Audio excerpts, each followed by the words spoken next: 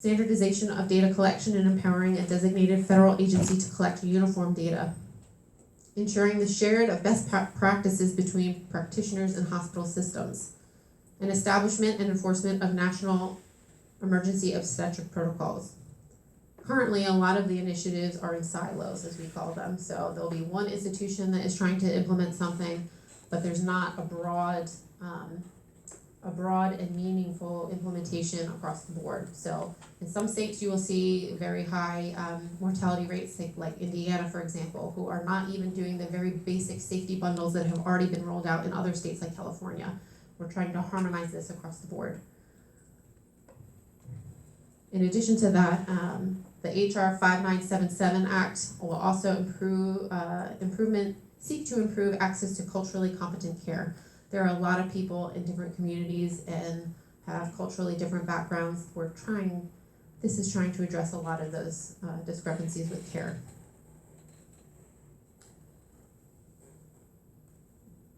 To reduce maternal deaths and near deaths, we need to know and understand what contributed to them. The maternal mortality review process is an ongoing quality improvement cycle, sometimes called a surveillance arc or a maternal mortality action cycle. And this process collects and reviews data for the purpose of identifying the actions that need to be taken to improve the health and safety of pregnant women. Collection of data alone is without purpose, and the data has to be used for it to be more worthwhile. This is why the Preventing Maternal Death Act of 2018 was so important. There are many states that are not collecting this data at all, let alone making recommendations and implementing them. Then there are states like New Jersey, with all three of these committees, and yet we still rank in the bottom quadrant nationally. The simple presence of having a maternal mortality review committee is not enough, but it is an important start. Change is also coming in the form of grassroots, community-based organizations that are working tirelessly to make maternal health care safe, equitable, and respectful.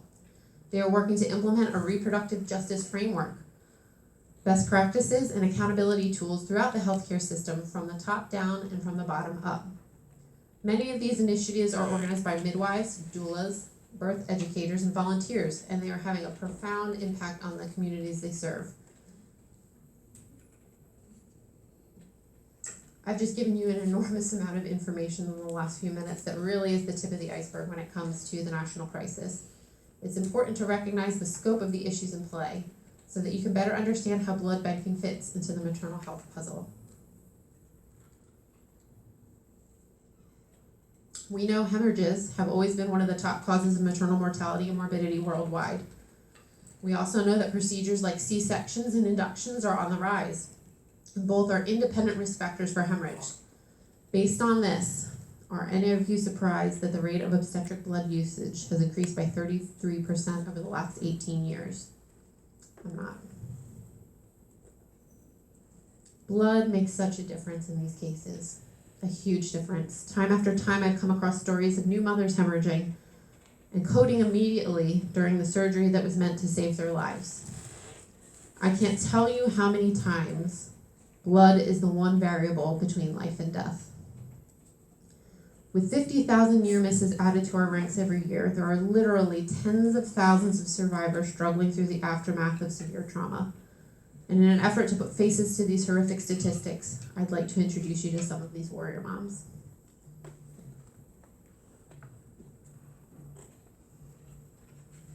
Kyra. She survived a postpartum hemorrhage, disseminated intravascular coagulation, 2 strokes, and coded twice in 2017. She needed 19 units of blood and a hysterectomy. In response to the question that I asked a number of survivors in our support groups, I said, what would you like to let blood donors and professionals know about your experience? And she says, the hospital staff told me they had just had a blood drive the week of my incident, and they may not have had enough blood for me. That had not occurred. I am so grateful to be alive and recovering. Amanda survived postpartum hemorrhage and suspected placenta accreta and needed 17 units. She says, I'm a survivor thanks to blood products, and my children have a mother thanks to blood. Tamika. She is a special warrior mom. She survived preeclampsia and HELLP syndrome in 2018, needed 25 units of blood, and tragically lost her son Jace as a result of these complications. She says, you never know how life-changing something is until it changes your life. Angela. She survived an amniotic fluid embolism, disseminated intravascular coagulation, and a 12-minute code. She needed a mind-boggling amount of blood, 167 units to keep this woman alive. 167. Is your mind blown right now? 167. And I've had the privilege of talking to Angela a few times, and she also advocates in her home state of Colorado for blood donation and has had the opportunity to share her story through video formatting, and it took her like 3 hours to tape like a 3-minute segment because just the feelings, the gratitude that she feels, there are really no words to say what this means. But she tries here. I wouldn't be here with my daughter to hear her laugh and play. I just wouldn't be here, and it's a scary thought. Donated blood helped to save my life. Amy from Illinois survived placenta previa and placenta previa in 2016, needing 32 units of blood. She says, blood is a gift we can only give one another. My life was saved by 32 strangers, and my family and I are forever grateful. And that's something worth noting. Blood is a gift that we can only give to one another. It's not something that can be manufactured. It's not something that there's a pharmaceutical company, somewhere in New Jersey that can process it. This is something that has to be a human-to-human donation. Carrie survived HELLP syndrome and disseminated intravascular coagulation in 2011, needing 55 units. She says, safe blood products are the reason I am here to watch my son grow up. It's reassuring to know that in critical situations we have access to blood. Many of you may also have heard over the last year, maybe even 2, that there is a critical shortage of blood nationwide. January is typically a very, very low supply month because colleges and universities are out of session, and for the most part it's high schoolers and college students that are the big donors. If you have opportunity to give, I strongly, strongly urge you to give regularly. Every 56 days, I mark it on my calendar every 2 months, if that's easier to remember than 56 days.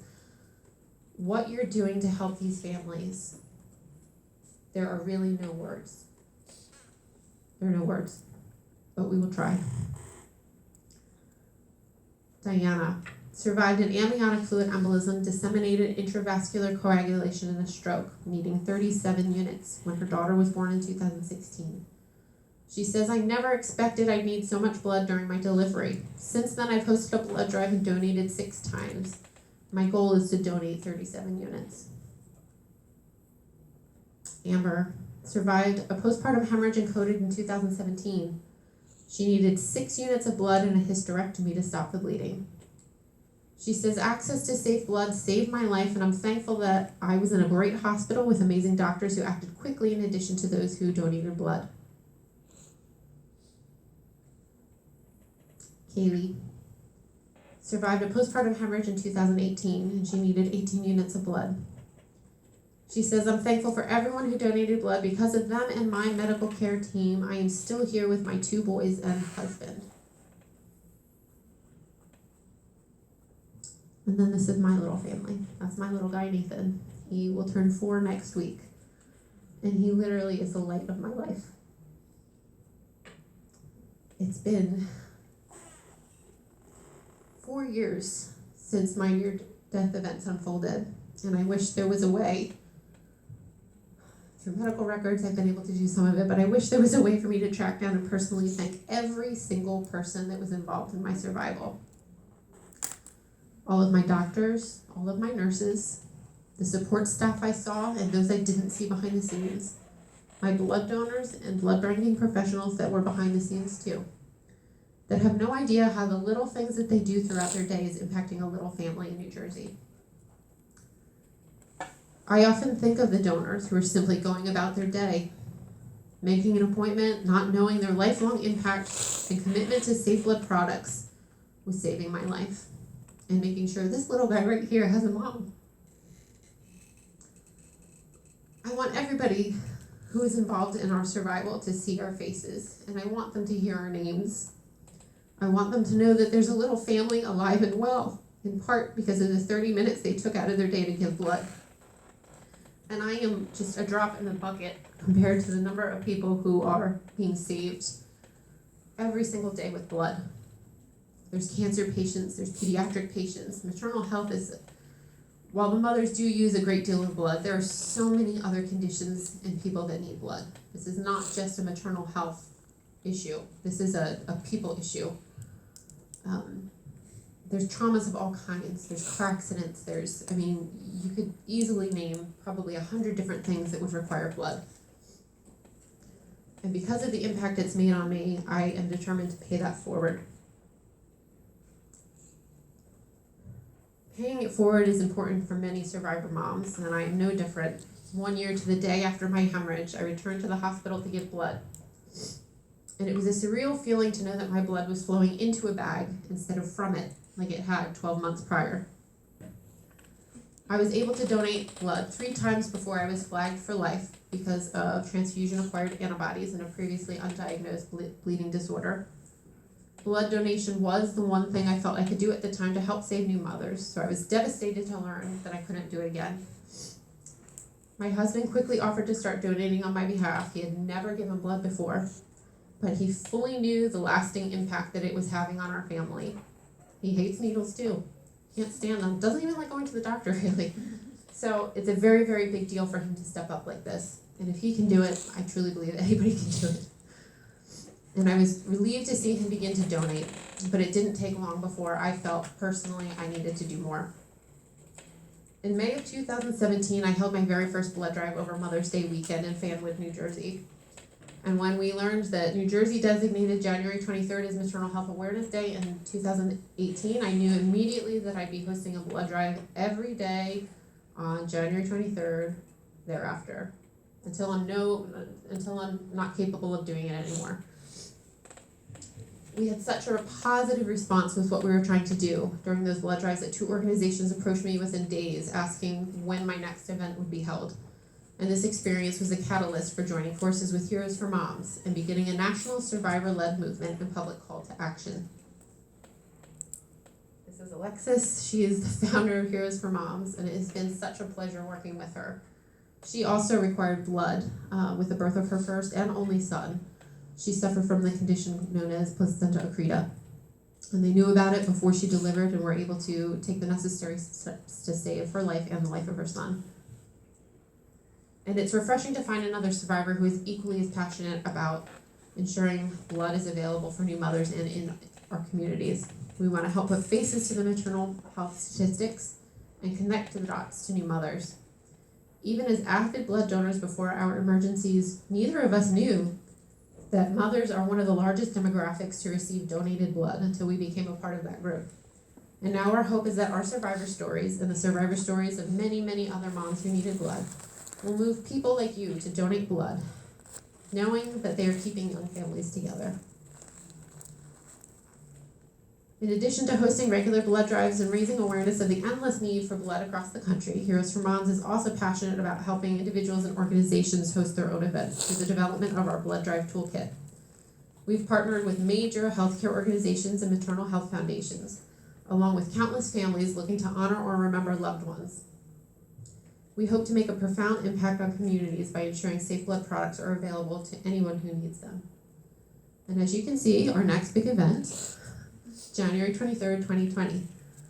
There's always going to be a blood drive at Rutgers Robert Wood Johnson Medical School. That's out in New Brunswick. We would greatly encourage you as residents of New Jersey to get involved. Host your own blood drive, host one on campus, host one in your community. Find a way to get involved and to get the word out. And lastly, as a society, we are failing mothers and their families. When 700 to 900 new mothers die each year, when up to 60% of those maternal deaths are preventable, when women of color are 3 to 4 times more likely to die than white women, when more than 50,000 new mothers will be added to the crisis this calendar year alone, it's time to act. The good news is that every single one of us can make a difference. As my battle with denial and delay illustrated, patient education is vital. Every expecting family should know their individual risks and understands the symptoms that trigger an immediate trip to the emergency room. My little motto is, when in doubt, check it out. I have pregnant friends who call me up and ask me, hey, is this symptom something I should be concerned about? If you're calling me, call your doctor. And that's what I always tell them.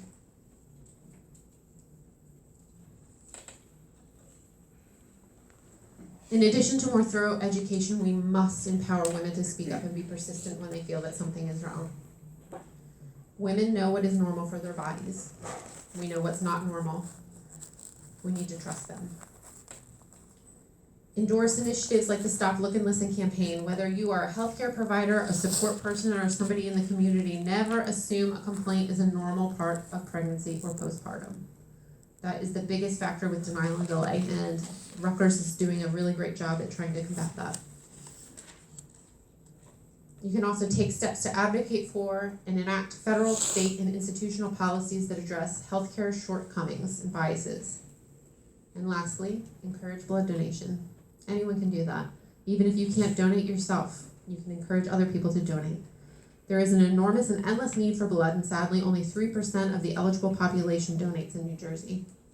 Every unit collected makes a difference in saving or supporting lives just like mine. Every mother deserves to watch her child grow up, and every child deserves to have their mom. Motherhood shapes the future, and we each have a role to play in making it safer. What will you do? Thank you.